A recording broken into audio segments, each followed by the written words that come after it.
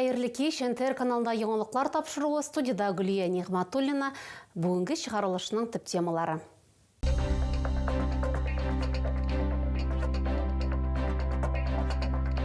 Жиңу армиясына қошылдылар, Түбән Камадан тағын 6 кіші оборона министрлығы белән килешү төзегән.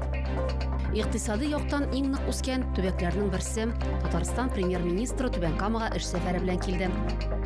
Җәяүлегә юл бирмәгән, Төзүчеләр проспектындагы 48-нче йорт каршында авария теркәлгән. Алгы сызыкка 2000-гә якын шелтәр, волонтерлар хәрбиләргә кулларыннан килгәнчә ярдәм итәләр. 30 апрельгә кадәр өлгерергә, Түбән Камаларга керемнәр турында декларацияны тапшыру зарур. Түбән Камадан тагын 6 кеше оборона министрлыгы белән килешү төзегән. Бүген егетләрне хезмәт итү урыннарына озаттылар. Туганнары һәм дуслары аларга үз теләкләрен җиткерделәр. Бу җылы сүзләргә шәһәр һәм районның хәрби комиссары Газинур Сиддиков, руханилар һәм сугышчан туганлык оешмасы вәкилләре дә кушылды. Тулырак алдагы видео язмада. Түбән Каманың хәрби комиссары һәр егетнең кулын кыса, аларга уңышлы хезмәт итүләрен тели. 6 кеше җаваплы карар кабул иткән. Артем Конов безнең шәһәргә Красноярск төбәгеннән килеп, оборона министрлыгы белән килешү төзегән. Үгет нәсихәт сүзләре, кочаклашулар, җылы теләкләр, кемдер дустын, кемдер туганын җаваплы юлга озатырга дип хәрби комиссариат янына килгән. Якыннарының теләкләре бер: солдатлар исән-имин әйләнеп кайтсыннар. Берегите себя, не забывайте, что вас ждут дома. Враг будет разбит, победа будет обязательно за нами. Ел башыннан Татарстанда контракт төзүчеләргә 2 миллион 900 мең сум күләмендә түләү каралган. Ул бер тапкыр бирелә. Хәзерге вакытта пилотсыз системалар гаскәрләренә, шул исәптән Рубикон бүлекчәсенә җыю алып барыла. Гаризаны 117 телефон номеры аша калдырырга була. Шулай ук хәрби комиссариатка мөрәҗәгать итәргә мөмкин. Альбина Валиева, Владимир Ханшин, НТР яңалыклары. Татарстан премьер-министры Түбән Кама территориясының үсешенә югары бәя бирде. Алексей Песошин ассызыклаганча, безнең шәһәр республиканың икътисады яктан иң нык үскән үзәкләренең берсе. Казан кунагы эш сәфәре кысаларында берничә мөһим объектны карап чыкты. Шуларның берсе Үзәк район күп профильле хастаханәсе, биредә онкология ярдәме үзәген төзергә планлаштыралар. Бүгенге көндә Түбән Камада мәкерле чир белән авыручы 8 меңнән артык кеше исәптә тора. Алар күрше шәһәрләргә барып дәваланырга мәҗбүр. Алексей Песошин белән Радмир Биляев шул хакта фикер алыштылар. Соңыннан Түбән Кама химия технология институтында премьер-министр катнашында район һәм шәһәр советлары хисап сессиясе узды. Утырышта узып баручы елга йомгак ясалып, киләчәккә бурычлар билгеләнде.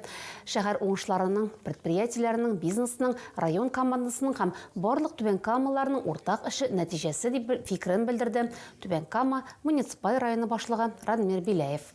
Түбән Камада 21 яшьлек шофер җәяүләр кичү аша чыгып барган хатын-кызга юл бирмәгән. Шоферның машина йөртү стажы нибары 3 ай. Дәүләт автоинспекциясе мәгълүматлары буенча, авария кичке якта Төзүчеләр проспектындагы 48-нче йорт каршында теркәлгән. Зыян күрүчегә 58 яшь ул юлны көйләмәгән, светофор булмаган җәяүләр кичү аша үткән. Аны баш мие селкенү диагнозы белән хастаханәгә озатканнар. Дәүләт автоинспекциясе искәртә, юл кичүенә якынлашканда шофер юлның торышын һәм һава шартларын исәпкә алып, җәяүләрне үткәрү өчен тизлекне алдан ук киметергә тиеш. Сөйләр яңалыкларыгыз, уртаклашыр хәбәрләрегез булса, шалтыратыгыз, языгыз, килегез. Безнең номер 8917 90 73 077.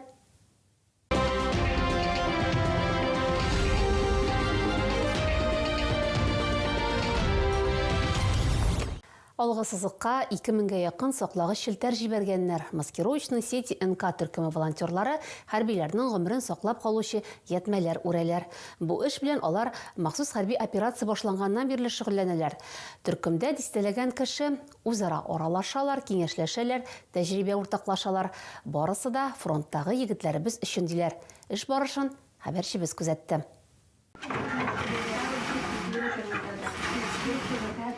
Саклагыч йәтмәләр үрү бик җентекле, шуның һәр тасмасына бу гүзәл ханымнарның мәхәббәте, ышанышы һәм өмете салынган. Рәсимә Гарипова маскировочный сети НК төркеменә 1 елдан артык йөри. Без үргәнчелтәрләр егетләргә файда китерсен дигән теләктә волонтер. Үзебезнең егетләрне идә көтеп калабыз, саулык сәламәтлек теләп аларга барсына да.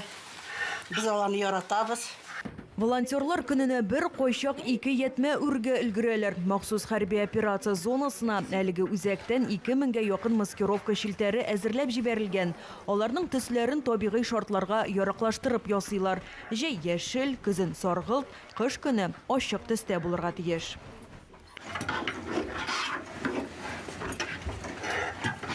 Волонтерлар арасында Берегиня клубына йөрүчеләр дә бар. Алар солдатларга төрле яклап ярдәм күрсәтәләр. Гуманитар йөк җыялар, егетләргә хатлар язалар, талисманнар ясыйлар. Изге эшкә сез дә кушыла аласыз. Теләге булганнарны гаилә үзәгендә көтеп калалар. Аның адресы Студентлар урамындагы 13-нче йорт. Альбина Вәлиева, Анастасия Шакирова, Максим Липин, НТР яңгыклары. Түбән Камаларга керемнәр турында декларацияләрне 30 апрельгә кадәр тапшырып бетерү зарур. Әлеге таләпләр милекне арендага тапшырган, кыйммәтле кагазьләрне саткан, якын туганнары булмаган затлардан бүләккә күчемсез милек, транспорт чаралары алган гражданнар тапшырырга тиеш. Иң җиңел ысул салым түләүчеләрнең шәхси кабинетыннан файдалану. Моны шулай МФЦда да эшләргә мөмкин. Әгәр сезгә яңалык ошаса, яисә күрми калсагыз, безнең тапшыру кичке 11-дә һәм иртәнге сәгать 6-да кабатлап күрсәтелә. Чыгарылышлар ВКонтакте шелтәрендәге Татарлайф аккаунтында урнаштырылып бара. Шулай ук Макс төркемендәге рәсми аккаунтыбызга рәхим итегез. Безнең белән бергә булыгыз. Бүгенгә менә шулар. Хәерле кичләр сезгә.